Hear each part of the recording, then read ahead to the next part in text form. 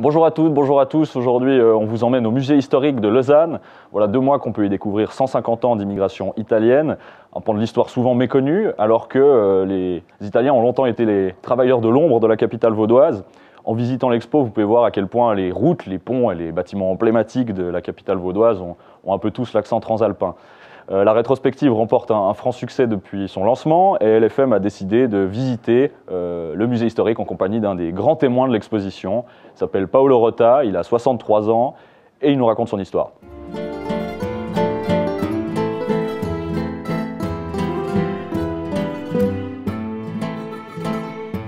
Alors moi je suis né en Afrique, dans une colonie en Érythrée, j'ai grandi en Éthiopie une partie et après on s'est déplacé à Rome.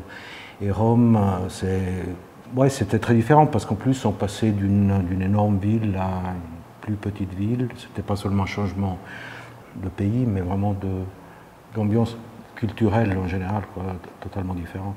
Vous êtes arrivé en 1968, c'était justement cette période où on avait le plus grand nombre d'Italiens qui arrivaient en Suisse. Ouais. C'était un climat aussi politiquement, ou en tout cas plus compliqué pour les Italiens. Vous disiez, vous avez été mal accueillis. Comment vous avez grandi? Politiquement, c'était plus social. Les gens étaient vus en fonction très directement de l'argent qu'ils avaient en poche, donc de leurs moyens financiers. Et puis évidemment, c'est lié à la profession qu'ils exerçaient. Moi, j'avais été accueilli par des gens qui voyaient les Italiens comme des rustres qui crachaient par terre, qui sifflaient les filles dans leur chantier. Et alors que j'avais une éducation où je devais demander la permission à table pour parler, je me disais, mais je ne me reconnais pas, quoi. Moi, je ne siffle pas dans la rue, je ne crache pas par terre, je fais attention à tout le monde. Je me rappelle que quand je montais dans le bus, j'étais terrifié à l'idée qu'une personne âgée puisse avoir besoin d'une place et que moi j'étais assis, j'avais les antennes dressées. Et une personne âgée avec une grande barbe blanche qui a commencé à pester contre les Italiens qui venaient là pour voler les filles et le pain des Suisses. Et je ne comprenais pas pourquoi. C'était des situations qui se répétaient assez régulièrement, à côté de manifestations plus amicales.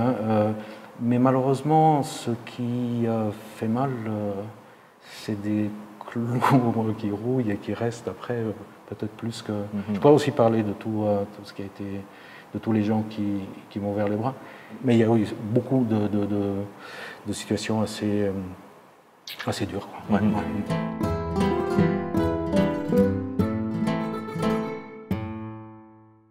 Ça, par exemple, ça, j'ai vu en voyageant le plancher en latte de bois brute avec des fentes. Je suppose qu'il y a quelques petits animaux qui devaient s'introduire en bas. Les enfants sur ces très vieux pupitres, habillés comme à peine pour se protéger du froid, quoi, je suppose, parce que les pieds nus. Cette photo, elle est peut-être assez éloquente d'un passé très pauvre de cette Italie. Très pauvre, oui, absolument. On comprend pourquoi les gens sont partis. Absolument, oui. Et toute l'immigration, effectivement, aujourd'hui, on parle de la Suisse, mais les États-Unis ne seraient pas les États-Unis qu'on connaît sans la population italienne, ou l'Argentine, où je suis resté un moment, ou le Brésil, ou la France même, ou l'Allemagne, la Belgique. On dit qu'il y a autant d'Italiens en dehors de l'Italie que dans l'Italie. Ouais.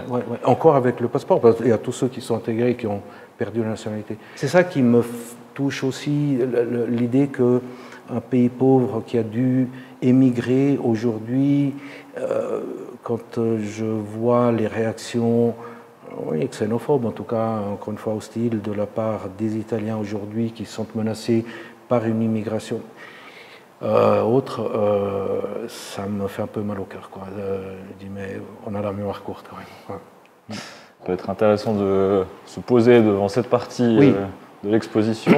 Alors on est face à toutes les votations qui ont été faites en Suisse sur l'immigration, sur l'étranger. Ouais. Ça ramène forcément à Schwarzenbach aux années 60, 70, et puis ce climat de xénophobie dans lequel vous avez grandi aussi. Ouais.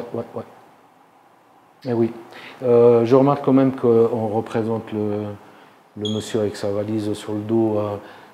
C'est un type, un phénotype très méridional, très influencé par l'Afrique du Nord, disons comme ça. Et alors qu'il y avait par exemple beaucoup de Frioulans ou de Vénitiens qui étaient des grands blonds aux yeux bleus, mais celui-là, il n'est pas assez représentatif. Un grand blond aux yeux bleus, ne fait pas italien. C'est un autre. Il est tout aussi italien, mais ce n'est pas celui qu'on va représenter. On continue peut-être, parce que je sais que cette partie-là vous parle particulièrement. Alors, c'est peut-être pas la couleur du bon maillot. Par contre, si on regarde un peu plus bas, le football, dans votre cas, en tout cas, ça a longtemps été une passerelle, un exutoire. C'était une passion que j'avais depuis enfant, vraiment tout petit, même en Afrique. Quand on a une balle qui rebondit, ça m'a fasciné tout de suite. Donc il y avait ça. Après, il y a eu cet amour que peut-être, ici on ne comprendra probablement jamais ce que ça signifie. Par exemple, quand je dis nous, à la Lazio, pour la Noé. Vous avez gagné. Et nous avons gagné, on a gagné, oui, forcément. Et les gens, t'as joué? Non, mais je n'ai pas joué. Mais sans moi, et sans tous les autres millions de personnes, et ça ne serait pas pareil. Je me sens partie intégrante de l'affaire. Et si je joue en Italie, on dit non. Donc il y avait une participation et une immedesimazione. C'est un joli mot qui existe en italien, qui n'existe pas en français. Le fait de se mettre dans le même état que les joueurs, la société, etc. J'avais des problèmes d'intégration, j'avais d'autres problèmes aussi. Plus personnel, et du coup, c'était une manière d'être chez moi, mais dans le stade, même dans la ville, et ailleurs en Italie encore moins. Et par contre, en rentrant en Suisse, je me sentais un peu en exil. Voilà. Parce que dire, j'ai vu tel match, et à la limite, une fois, on a gagné, et les autres tombaient des nues parce qu'ils ne savaient même pas que l'équipe existe, je me sentais un peu seul.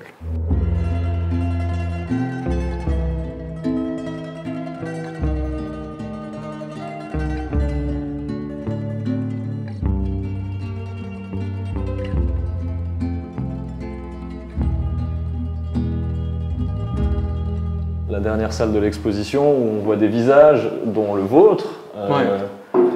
Ces visages qui sont ceux des personnes qui ont témoigné dans cette exposition, qui sont des témoignages assez forts et puis qui représentent un peu une mosaïque de cette immigration italienne. Qu'est-ce que cette exposition, une fois que vous l'avez visitée, elle vous évoque sur ces parcours? Beaucoup de force, de courage, mais aussi évidemment beaucoup de douleur et beaucoup de difficultés qu'ils ont forcément dû rencontrer. Combien chaque expérience qu'on vit peut être l'occasion de se poser des questions personnelles. Alors, quelle que soit l'expérience, même si elle a été douloureuse dans un premier temps, chacune de ces personnes, je pense qu'à un moment ou à un autre, s'est posé la question, qu'est-ce que j'en fais moi et en quoi ça me permet de grandir? Qui je suis, l'être, pas le paraître, ou d'autant moins l'avoir. Qui je suis aujourd'hui en ayant traversé toutes ces péripéties liées à l'immigration. Comme toujours, quand on est victime de quelque chose, on a l'alternative de choisir entre reproduire le modèle dont on était victime, ou se dire, mais en fait, j'ai pas aimé, il faut que je change. Et pour ça, il faut un peu de force quand même, d'âme. Et si les choses changent, c'est qu'il y a beaucoup de ces gens qui ont dû se dire à un moment donné, j'ai été mal accueilli, et j'aimerais que les prochains soient mieux accueillis. Et le changement passera surtout par une perception de la réalité. Les autres sont des êtres humains. Quelle est la couleur du passeport, quelle est la religion, quelle est la préférence artistique, sexuelle, le code culturel, on s'en fout. Ou alors, on s'intéresse, c'est la personne, dans toute sa richesse, voilà. Ce dont on n'a pas pu bénéficier à ce moment-là. J'espère que les nouvelles générations pourront le faire. Et qu'elles seront reconnaissantes aussi de ceux qui les accueillent de cette manière. C'est pas un sens unique. Un échange.